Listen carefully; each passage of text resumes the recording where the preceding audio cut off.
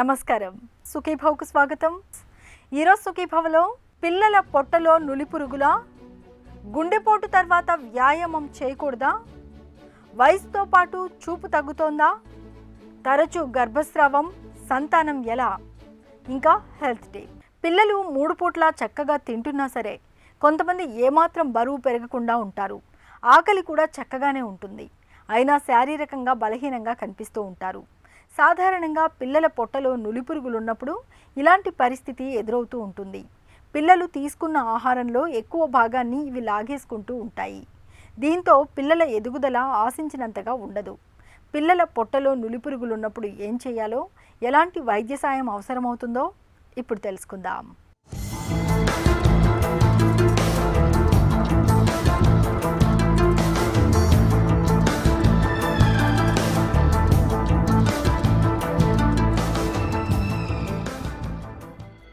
ఎదిగే వయసులో ఉన్న పిల్లలకు ఎక్కడైనా కాస్తంత ఖాళీ స్థలం కనిపిస్తే చాలు, ఎక్కడ లేని హుషారు వచ్చేస్తుంది.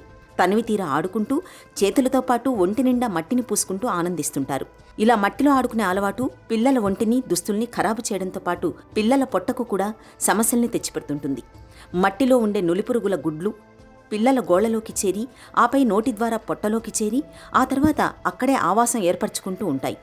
మట్టి ద్వారానే కాదు, కలుషితాహారం, అపరిశుభ్రమైన నీటిని తాగినప్పుడు కూడా పొట్టలోకి నులిపురుగులు చేరే ప్రమాదం ఉంటుంది. పిల్లల పొట్టలో నులిపురుగులు ఉన్నప్పుడు తిన్నదేది వంట పట్టదు. రోజురోజుకి బక్కచిక్కిపోతుంటారు. రాత్రులు తరచూ నిద్రలేస్తుంటారు. మలద్వారం దగ్గర బాగా దురదగా ఉంటుంది. అన్నింటికీ మించి రక్తహీనత అనేది పెద్ద సమస్యగా మారుతుంటుంది. నులిపురుగుల వారి ఇన్ఫెక్షన్ ఏ ఏజ్లో అన్నా రావచ్చు, కానీ ఇది కామన్గా మనం చిన్నపిల్లల్లో చూస్తుంటాము.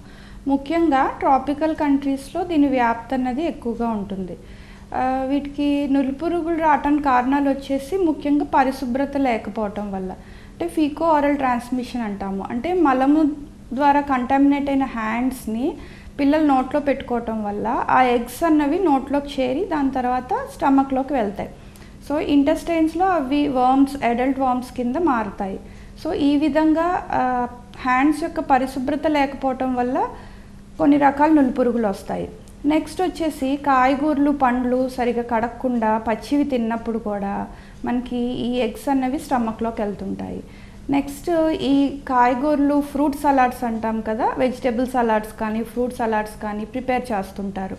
ఈ ప్రిపేర్ చేసే వ్యక్తుల్లో కూడా మనకి ఇన్ఫెక్షన్స్ ఉంటే వాళ్ళ కట్ చేసిన ద్వారా అవి ముట్టుకుని అవి తిన్న ద్వారా కూడా పిల్లల్లో రావచ్చు. నెక్స్ట్ వచ్చేసి చెప్పులు లేకుండా బేర్ ఫుట్తో సాయిల్లో ఆడుకుంటుంటారో ఆ మట్టిలోంచి ఆ ఎగ్స్ అన్నవి మనకి స్కిన్లోంచి బాడీలోకి ఎంటర్ అవుతాయి.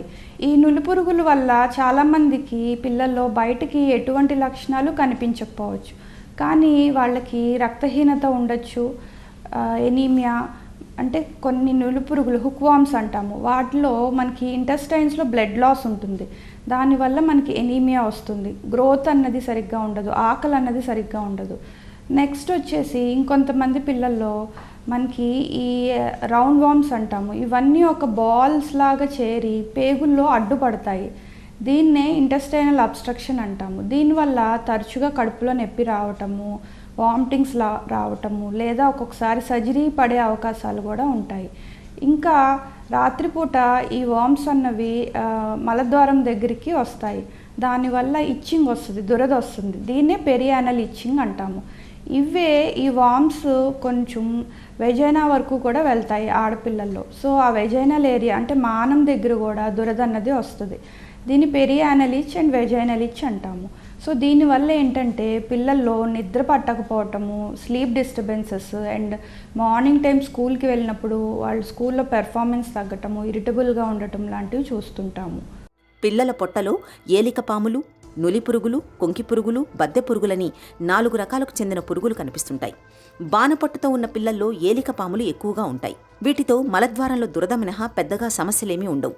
అయితే ఒక్కోసారి ఏలికపాములు ఊపిరితిత్తుల్లోకి చేరే ప్రమాదం ఉంటుంది.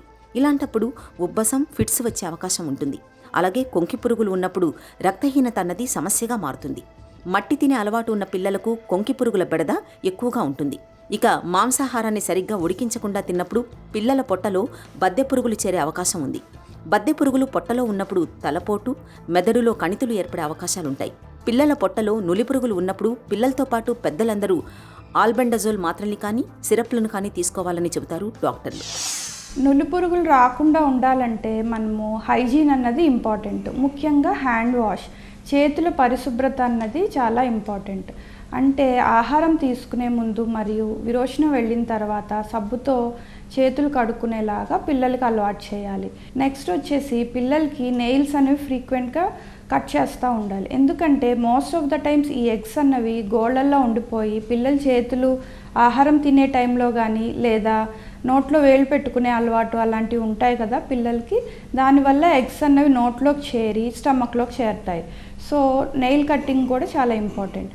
నెక్స్ట్ వచ్చేసి ఫ్రూట్స్ కానీ వెజిటబుల్స్ కానీ మనం రన్నింగ్ వాటర్లో బాగా కడుక్కోవాల్సి ఉంటుంది. అలాగే ఈ ఆల్బెండజోల్ సిరప్ అన్నది మనకి నులిపురుగులు చనిపోవటానికి ప్రతి 6 నెలలకు ఒకసారి పిల్లలు, ఇంట్లో పెద్దలు అందరూ వాడాల్సి ఉంటుంది. శానిటేషన్ కండిషన్స్ అన్నవి ఇంప్రూవ్ చేయాల్సి ఉంటుంది. అంటే స్కూల్ నుంచి రాగానే హ్యాండ్స్ వాష్ చేసుకోకుండా తినకుండా చూడటము, స్నానం చేసి డ్రెస్ మార్చుకునేలాగా, సో అలాంటి హ్యాబిట్స్ అన్నీ పిల్లలకి అలవాటు చేస్తూ ఉండాలి. ఇంకా వాళ్ళకి ఈ ఎగ్స్ అన్నవి ఇట్లా హ్యాండ్ ద్వారా స్ప్రెడ్ అవుతాయని, స్కూల్లో బయట ఫుడ్స్ కానీ బయట వాటర్ కానీ తాగకూడదని, ఇలాంటివన్నీ వాళ్ళకి అవేర్నెస్ క్రియేట్ చేస్తూ ఉండాలి. ఆకలేస్తుంది కదా అని ఎదురుగుండా కనిపించే చిప్స్ తినేయటం, బిస్కెట్స్, చాక్లెట్స్ తినేయటం చేస్తుంటారు. దానివల్ల ఏంటంటే కడుపు నిండిపోతుంది. కార్బోహైడ్రేట్స్ ఈ క్రేవింగ్, సాల్ట్ క్రేవింగ్ వల్ల అవి వాటికి రుచిగా వాళ్ళకి ఇష్టంగా ఉంటాయి. సో అవి తినేయటం వల్ల ఆకలి చచ్చిపోయి కరెక్ట్గా మీల్ టైం వచ్చేపాటికి వాళ్ళు అన్నాన్ని స్కిప్ చేయటము, బ్రేక్ఫాస్ట్ స్కిప్ చేయటం లాంటివి చేస్తుంటారు. అండ్ ఈ జంక్ ఫుడ్లో ఉండేది ఏంటంటే ఎంప్టీ క్యాలరీస్ అంటాం. అంటే only sugars and salt content ఎక్కువ ఉంటుంది. వీటిలో ప్రోటీన్స్ కానీ వైటమిన్స్, మినరల్స్ కానీ ఎక్కువ ఉండవు. సో ఈ ఎంప్టీ క్యాలరీస్ తినటం వల్ల వాళ్ళకి పొట్ట నిండుతుంది, న్యూట్రిషియస్ ఫుడ్ అయితే తినరు. అండ్ నెక్స్ట్ వచ్చేసి ఏంటంటే ఒబేసిటీ అన్నది వచ్చేస్తుంది. సో జంక్ ఫుడ్ అనేది అవాయిడ్ చేయాలి. మీల్ టైం అన్నది రెగ్యులర్గా ఒక టైంకి అన్నది వాళ్ళకి ఇవ్వగలగాలి. సో వాళ్ళకి ఆకలి అవ్వగానే ఆ జంక్ ఫుడ్ కనిపించేలాగా చేయకూడదు. పిల్లల పొట్టలో నులిపురుగులు ఉన్నప్పుడు అవి ఒకరి నుంచి మరొకరికి వ్యాపించకుండా తగిన జాగ్రత్తలు తీసుకోవాలి. పిల్లల్ని సాధ్యమైనంత వరకు మట్టిలో ఆడకుండా చూడాలి. చెప్పులు లేకుండా పిల్లలు మట్టిలోకి వెళ్లకుండా చూడాలి. మల విసర్జన తర్వాత పిల్లల చేతుల్ని బాగా శుభ్రం చేయాలి. అలాగే గోళ్లు పెరగకుండా ఎప్పటికప్పుడు కత్తిరిస్తూ ఉండాలి. పొట్టలో నులిపురుగులు ఉన్నప్పుడు పిల్లలకు లాగు నిక్కర్లు వేయడం మంచిది. రాత్రిపూట మలద్వారం చుట్టూ వ్యాజిలైన్ లేదా ఆముదం కాని పట్టించడం వల్ల దురద లేకుండా ఉంటుంది. పిల్లల పక్కల్ని తరచూ మారుస్తుండాలి. కనీసం 6 నెలలకోసారి ఆల్బెండజోల్ మాత్రల్ని కానీ సిరప్పులు కానీ పట్టిస్తూ ఉండాలి. ఇలా అన్ని రకాలుగా జాగ్రత్తలు తీసుకుంటే 2 వారాల లోపల పిల్లలకు నులిపురుగుల బెడద తగ్గిపోతుంది. గుండెపోటు అంటే ప్రాణాల్ని ప్రమాదంలోకి నెట్టే ఒక విపత్తు. ఈ ప్రమాదం నుంచి కోలుకున్నాక మనలో చాలామంది జీవనశైలి పూర్తిగా మారిపోతూ ఉంటుంది. ఏం తినాలన్నా, ఏ పని చెయ్యాలన్నా 1కి 2 సార్లు ఆలోచిస్తూ ఉంటారు. ఇక వ్యాయామానికైతే చాలామంది ఫుల్ స్టాప్ పెట్టేస్తూ ఉంటారు. శారీరక శ్రమ పెరిగితే దాని మూలంగా గుండెకు మళ్ళీ ఇబ్బంది ఎదురవుతుందని బలంగా నమ్ముతూ ఉంటారు. అసలు ఈ నమ్మకంలో నిజం ఎంత? గుండెపోటు నుంచి కోలుకున్న తర్వాత నిజంగానే వ్యాయామం చేయకూడదా? ఆసక్తికరమైన ఈ నమ్మకం గురించి డాక్టర్ ఏం చెప్తున్నారో ఇప్పుడు విందాం. చాలామంది పేషెంట్స్ గుండె సమస్య ఉన్నవాళ్ళు ఎక్సర్సైజ్ చేయొచ్చా లేదా చేస్తే ఏమన్నా అవుతుందేమో అన్న భయం ఉంటుంది. గుండె సమస్య ఉన్నా కూడా ఎక్సర్సైజ్ చేయటం అనేది గుండెకి చాలా ఉపయోగకరం. కాకపోతే ఎంత లెవెల్ ఆఫ్ ఎక్సర్సైజ్ అంటే ఎంత సివియర్గా చేయాలి, ఎంతసేపు చేయాలి అనేది మీ డాక్టర్ గారి సలహా ప్రకారం వెళ్ళాలి. ఎందుకంటే గుండె సమస్యల్లో అనేక రకాలు ఉంటాయి. అండ్ రెండోది, గుండె సమస్య ఉన్నప్పుడు హార్ట్ ఎఫిషియన్సీ కూడా వేరువేరుగా ఉండొచ్చు. అంటే కొంతమందికి నార్మల్ ఎఫిషియన్సీ ఉండొచ్చు హార్ట్, కొంతమంది హార్ట్ బాగా బలహీనంగా ఉండొచ్చు.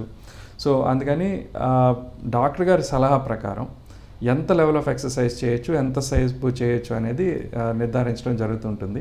బట్ బై అండ్ లార్జ్ జనరల్గా ఏంటంటే రోజు ఒక ½ అన్ అవర్ ఆఫ్ వాకింగ్, నడక అనేది లేదా ఎనీ ఏరోబిక్ ఎక్సర్సైజ్ వారానికి 5 రోజుల పాటు చేయటం అనేది ఇంపార్టెంట్.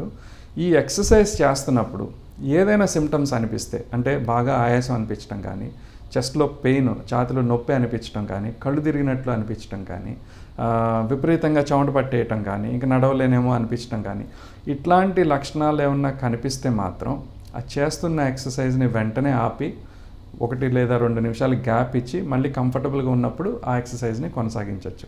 అండ్ ఇటువంటి లక్షణాలు తరచుగా వస్తుంటే మాత్రం వెంటనే డాక్టర్ గారిని కలిసి లోపల ఉన్న ప్రాబ్లంకి మందులు ఏమైనా అడ్జస్ట్ చేయాలా, ఎలా చేయాలి అనేది చూడటం ఇంపార్టెంట్. సో అంతేగాని గుండె సమస్య ఉంది కదా ఇంకా మనం ఎక్సర్సైజ్ చేయకూడదు, ఓన్లీ బెడ్ రెస్ట్ అనో లేకపోతే ఇంట్లోనే ఉంటామంటే అది కరెక్ట్ కాదు. వయసుతో పాటు ఒంట్లో జవసత్వాలు సన్నగిల్లినట్లే మన చూపు కూడా క్రమంగా మందగిస్తూ వస్తుంది. ఈ రకమైన పరిస్థితిని మ్యాక్యులర్ డీజెనరేషన్గా పిలుస్తారు. 50 ఏళ్ళు పైబడ్డాక చాలామందిలో మధ్య చూపు అంటే ఏదైనా వస్తువును చూస్తున్నప్పుడు ఆ వస్తువు మధ్య భాగం మసకగా కనిపిస్తూ ఉంటుంది. దీంతో చదవడం, రంగుల్ని గుర్తించడం, ఎదుటి వ్యక్తుల ముఖాల్ని సరిగా గుర్తించలేకపోవడం వంటి ఇబ్బందులు ఎదురవుతూ ఉంటాయి. మలి వయసు జీవనాన్ని దుర్భరంగా మార్చే మ్యాక్యులర్ డీజెనరేషన్ గురించి ఇప్పుడు తెలుసుకుందాం. ఈ మ్యాక్యులర్ డీజెనరేషన్నే ఏఆర్ఎండి అని, ఏఎండి అని అంటారు. ఏజ్ రిలేటెడ్ మ్యాక్యులర్ డీజెనరేషన్ అంటే వయసు పైబడిన వాళ్లకు ఈ మ్యాక్యులర్ డీజెనరేషన్ వస్తుంది. ఈ మ్యాక్యులర్ డీజెనరేషను 50 ఏండ్లకు లోపల చాలా అరుదుగా చూస్తుంటాం. 50 ఏండ్లు పైబడిన వాళ్లకు ఈ మ్యాక్యులర్ డీజెనరేషన్ కామన్గా వస్తుంటుంది. ఇది ఏజ్తో సంబంధం ఉంది కాబట్టి ఏజ్ రిలేటెడ్ మ్యాక్యులర్ డీజెనరేషన్ అంటున్నాం. సో దీనికి కారణాలు ఏమి అంటే, ఒకటి వయసు. ఎందుకు మనం గమనించేది, వయసు పైబడే కొద్దీ మ్యాక్యులర్ డీజెనరేషన్ ఎక్కువ ఉంటుంది. ఇది ఈ కాలంలో ఫస్ట్ రీజన్ క్యాటరాక్ట్ ఎత్తుకుంటే, రెండో రీజన్ డయాబెటిక్ ఎత్తుకుంటే, మూడో రీజను చూపు తగ్గిపోయేదానికి అతి సామాన్యమైన కారణంగా ఈ మధ్యలో మొదలైంది. మైనర్ రీజన్స్ ఏమేమి అంటే, ఎక్స్పోజర్ టు అల్ట్రావైలెట్ రేస్, ఎండకు ఎక్కువ తిరిగే వాళ్లకు, బయట ఎక్కువ తిరిగే వాళ్లకు ఏఆర్ఎండి ఎక్కువగా ఉంటుంది. సో ఏఆర్ఎండి ట్రీట్మెంట్ అంటే జనరలైజ్డ్గా చెప్తే డ్రై ఏఆర్ఎండికి ట్రీట్మెంట్ లేదండి అనేది ఒకటి జనరల్ ట్రీట్మెంట్. సో వెట్ ఏఆర్ఎండికి డెఫినెట్ ట్రీట్మెంట్ ఉంది అని చెప్తాం. కాకపోతే డ్రై ఏఆర్ఎండికి కూడా జీన్ థెరపీ స్టార్ట్ అవుతుంది. సో జీన్కు అబ్నార్మాలిటీ ఉంటే జీన్ను డీకోడింగ్ చేసి జీన్ మళ్ళీ మార్చితే ఆ డిసీజ్ ప్రాసెస్ అక్కడికి ఆపేయచ్చు. సో ఒకటి జీన్ థెరపీ. రెండోది ఏమంటే ఫుడ్ సప్లిమెంట్స్ కూడా ఒక కారణం అనుకున్నాం.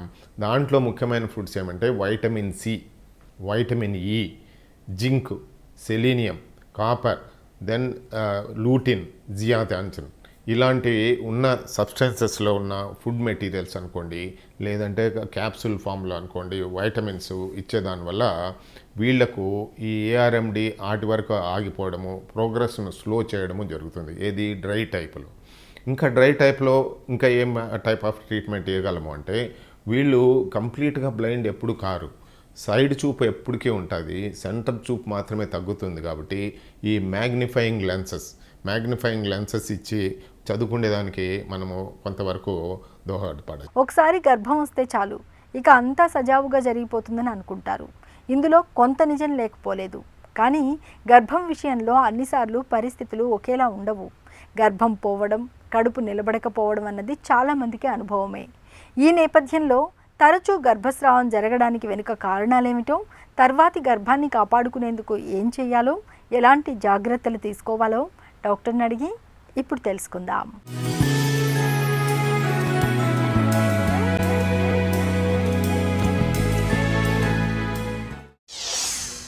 తరచూ గర్భస్రావం అవటానికి కారణాలేంటి? ప్రెగ్నెన్సీ వస్తుంది కానీ మిస్క్యారేజెస్ అనేవి అవుతూ ఉంటాయండి చాలామందికి. అండ్ ఈ మిస్క్యారేజెస్ గల కారణాలు కనుక మనం చూసుకున్నట్టుగా అయితే one of the most common reason ఏముంటుంది అంటే, ఏర్పడుతున్న పిండంలో కొన్ని జన్యుపరమైన లోపాలతోటి బేబీ కనుక ఏర్పడినట్టుగా అయితే అలాంటి పిండంకి ఎక్కువగా రోజులు కంటిన్యూ అయ్యే ఛాన్సెస్ అనేవి తక్కువగా ఉంటాయి. అంటే ఈ ప్రెగ్నెన్సీ అనేది most of the time 2nd, 3rd month లోపలే మిస్క్యారేజెస్ అవుతుంటాయి. అంటే ఆ పిండానికి ఏంటంటే ఒక 2nd మంత్ లేదా 3rd మంత్ వరకే పెరిగే శక్తి అనేది ఉంటుంది. దానికి మించి అంటే ముందుకు వెళ్ళే ఛాన్సెస్ అనేవి ఉండవు. సో దీని మూలంగా ఏంటంటే 2nd, 3rd మంత్ వరకు ప్రెగ్నెన్సీ కంటిన్యూ అయ్యి మిస్క్యారేజెస్ అవుతుంటాయి. సో ఇది వన్ ఆఫ్ ద రీజన్ అండి. అండ్ కొంతమందిలో ఏంటంటే గర్భసంచిలో కూడాను కొన్ని ఇష్యూస్ అనేవి చూస్తూ ఉంటాం. గర్భసంచి లోపల గడ్డలు, లేకపోతే కొన్ని చిన్న చిన్న కాయలు లాంటివి పాలిప్స్ అంటాం, పాలిప్స్, ఫైబ్రాయిడ్స్ అనేవి చూస్తూ ఉంటాం. అండ్ వీటి వల్ల కూడాను ప్రెగ్నెన్సీ వచ్చిన తర్వాత మిస్క్యారేజ్ అనేవి చూస్తూ ఉంటాం. అండ్ మూడో కారణం ఏంటంటే గర్భసంచి అదేంటి షేప్ అనేది కూడాను డిఫరెంట్గా ఉంటుంది. కొంతమందిలో ఏంటంటే అందరికీ చక్కగా ఒకటే అదేంటి క్యావిటీ అనేది ఉండకుండా గర్భసంచి మధ్యలో గోడ అనేది కూడాను ఏర్పడుతుంది. దాన్నే మనం సెప్టమ్ అంటాం, యూట్రైన్ సెప్టమ్. సో దీనివల్ల ఏమవుతుంది అంటే గర్భసంచి చీలినట్టుగా ఉంటుంది, 2 క్యావిటీస్ అనేవి చూస్తూ ఉంటాం.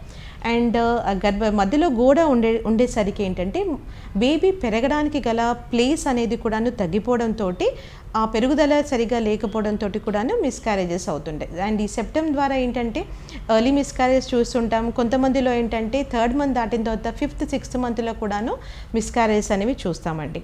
కొంతమందిలో ఏంటంటే బేబీకి అదేంటి సప్లై చేయాల్సిన బ్లడ్ వెజల్స్ అన్నీ కూడాను కొంచెము అదేంటి మోసుకుపోయి అది అదేంటి ప్రసరణ అనేది సరిగ్గా జరగదు. బేబీ గ్రోత్ అనేది కూడాను అదేంటి ఆగిపోవడంతో కూడాను మిస్క్యారేజ్ చూస్తుంటాం. తర్వాతి గర్భానికి ముందు ఎలాంటి పరీక్షలు చేస్తారు? నెక్స్ట్ ప్రెగ్నెన్సీ ప్లాన్ చేసుకునే ముందే కొన్ని టెస్ట్లు అనేవి సజెస్ట్ చేయడం జరుగుతుంది. ఈ టెస్ట్లలో కూడాను అదేంటి 3D అల్ట్రాసౌండ్ ఆఫ్ యూట్రస్ అనేది చేస్తాము. అండ్ దీని ద్వారా యూట్రస్లో ఏమైనా గడ్డలు ఉన్నాయా, లేకపోతే సెప్టమ్ ఉందా, పాలిప్స్ ఉన్నాయా అనేది చూసుకుంటాము. అండ్ అది క్యారోటైపింగ్ టెస్ట్ అనేది సజెస్ట్ చేస్తాము. దీని మూలంగా ఏమైనా జన్యుపరమైన లోపాలు అండ్ మదర్ అంటే బేసిక్గా కపుల్స్లో ఏముందా అనేది చెక్ చేస్తాము. అండ్ బ్లడ్ టెస్ట్ ద్వారా మనం ఈ హార్మోనల్ ఇవాల్యుయేషన్ అండ్ ఈ యాంటీబాడీ టెస్టింగ్ అనేది చేసుకొని కారణం ఏంటనేది కూడాను ముందుగానే తెలుసుకునే అవకాశం ఉంటుందండి. పదే పదే గర్భస్రావం అవుతున్నప్పుడు చికిత్స ఎలా ఉంటుంది? మనం ఒకసారి మిస్క్యారేజెస్ ఎందుకు అవుతున్నాయి అనేది టెస్ట్లు చేసుకున్న తర్వాత మనకు ఏదైనా దీనికి రీజన్ కనుక ఈ టెస్ట్ల ద్వారా మనకి బయటపడినట్టుగా అయితే వాటికి సంబంధించిన ట్రీట్మెంట్ అనేవి ప్లాన్ చేస్తాం. బట్ చాలా మందిలో ఏమవుతుంది అంటే టెస్ట్లన్నీ చేసిన తర్వాత కూడాను ఏ ఒక్క టెస్ట్లో కూడాను మనకి రీజన్ అనేది బయటపడకపోవచ్చు. అంటే కపుల్స్ క్యారోటైపింగ్ అనే జెనెటిక్ టెస్టింగ్ అనేది చేసినా ఇద్దరిది నార్మల్ ఉంటుంది, యూట్రస్ ఇవాల్యుయేషన్లో అంతా కూడా చక్కగా ఉంటుంది, యాంటీబాడీస్ అని టెస్ట్ చేసినా, హార్మోనల్ ఇవాల్యుయేషన్ చేసినప్పుడు కూడాను బాగానే అన్నీ కూడా నార్మల్ రావచ్చు. బట్ అలాంటప్పుడు ఏంటంటే మనకి తెలియని వన్ ఆఫ్ ద రీజన్ ఏముంటుందంటే ఏర్పడుతున్న పిండంలో జెనెటిక్ ఇష్యూస్ అనేవి ఉండొచ్చు. ఈవెన్ దో ద కపుల్ యొక్క అదేంటి క్యారోటైపింగ్ నార్మల్ ఉన్నంత మాత్రాన అదేంటి బేబీలో అదేంటి ప్రాబ్లం ఉండొచ్చు. అలాంటప్పుడు వన్ ఆఫ్ ద ట్రీట్మెంట్ మేము ఏం సజెస్ట్ చేస్తాము అంటే మనకు అదేంటి IVF పద్ధతి ద్వారా అంటే ఎగ్ స్పర్మ్ తీసుకొని ఎంబ్రియోని క్రియేట్ చేసుకొని ఆ ఎంబ్రియోని మనము ముందుగానే ల్యాబ్లో టెస్ట్ చేస్తాం. దాన్నే మనము pre implantation genetic testing for aneuploidy అంటామండి, PGTA అంటాం. సో ఈ PGTA పద్ధతి ద్వారా ఏంటంటే మనకు ఆ ఏర్పడిన పిండంలో ఏమైనా జన్యుపరమైన లోపాలు ఉన్నాయా లేదా అనేది ముందుగానే తెలుస్తుంది. అండ్ తెలిసిన తర్వాత ఏ ఎంబ్రియో అంటే ఆ పిండము అనేది జెనెటిక్గా నార్మల్ ఉంటుందో ఆ ఎంబ్రియోనే మనం సెలెక్ట్ చేసి గర్భసంచిలో పెట్టడం జరుగుతుంది. సో జెనెటిక్గా నార్మల్ ఉన్న అదేంటి ఎంబ్రియోని మనం పెడుతున్నాం కాబట్టి అలాంటి ఎంబ్రియోస్కి చక్కగా అతుక్కొని ప్రెగ్నెన్సీ కంటిన్యూ అయ్యే ఛాన్సెస్ కూడాను చాలా ఎక్కువగా ఉంటాయండి. మిస్క్యారేజెస్ అయ్యే ఛాన్సెస్ కూడాను చాలా తగ్గిపోతాయి. So this is one of the treatment అనేది మనం సజెస్ట్ చేస్తాం. అండ్ మనకు చేసిన టెస్ట్లలో ఏదైనా అదేంటి ప్రాబ్లం బయటపడినట్టుగా అయితే దానికి సంబంధించిన మెడిసిన్స్ అండ్ ఇంజెక్షన్స్ కూడా ప్లాన్ చేస్తాం. అంటే యాంటీబాడీ టెస్టింగ్లో ఏమైనా బయటపడినట్టుగా అయితే కొన్ని లో మాలిక్యులర్ వెయిట్ హెపారిన్ అనేది సజెస్ట్ చేయడం, ఎకోస్ప్రిన్ అనేది అదేంటి ఆస్ప్రిన్ అనే ట్యాబ్లెట్ సజెస్ట్ చేయడం, ఇవన్నీ చేసి ప్రెగ్నెన్సీ అనేది అదేంటి వచ్చిన తర్వాత కూడాను కంటిన్యూ చేసి ఆ ప్రెగ్నెన్సీని చక్కగా మానిటర్ చేసుకుంటూ అదే ట్రీట్మెంట్ చేయడం జరుగుతుంది. తరచూ గర్భస్రావాలు అవుతున్న మహిళలకు ఆధునిక వైద్యం ఇస్తున్న భరోసా ఏంటి? ఫ్రీక్వెంట్గా మిస్క్యారేజ్ అవుతున్న కపుల్స్లలో ఆ బాధ అనేది లేకపోతే ప్రెగ్నెన్సీ వచ్చి పోతుంది అన్నప్పుడు కొంచెం ఎంతైనా చాలా బాధాకరంగా ఉంటుంది. అండ్ వాళ్ళకి మేము చెప్పేది ఏంటి అంటే అదేంటి మిస్క్యారేజ్ అయినంత మాత్రాన మళ్ళీ ప్రెగ్నెన్సీ న్యాచురల్ అదేమి నార్మల్ ప్రెగ్నెన్సీ రాదు అనడానికి లేదండి. They can try for a pregnancy again.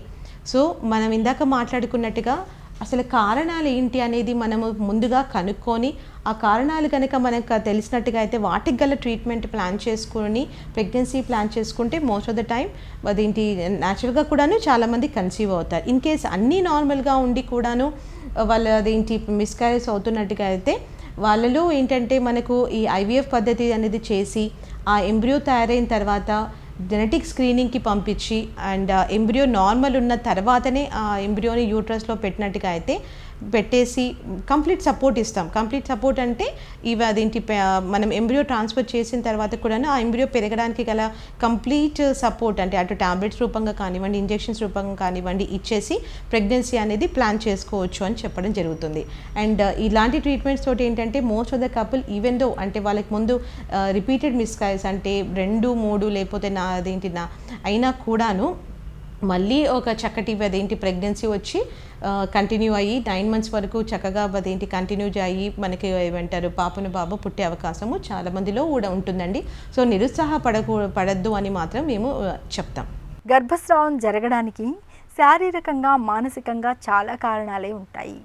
తరచూ గర్భం పోతున్నప్పుడు ఆలస్యం చేయకుండా వెంటనే తగిన పరీక్షలు చేయించుకోవాలి. జన్యుపరమైన కారణాలున్నాయేమో చూసుకోవాలి. అవసరమైతే వైద్య సాయం పొందాలి. తర్వాతి గర్భానికి శారీరకంగా మానసికంగా పూర్తి స్థాయిలో తగిన జాగ్రత్తలు తీసుకోవాలి. చిన్న చిట్కా మీకోసం. పిల్లలు శారీరకంగా బలహీనంగా ఉన్నప్పుడు నానబెట్టిన బాదం పప్పుల్ని మెత్తగా రుబ్బి ఆపై పాలు పంచదారతో కలిపి నిత్యం 2 పూటలా తాగిస్తూ ఉండండి. పిల్లలు త్వరగా బలం పుంజుకుంటారు.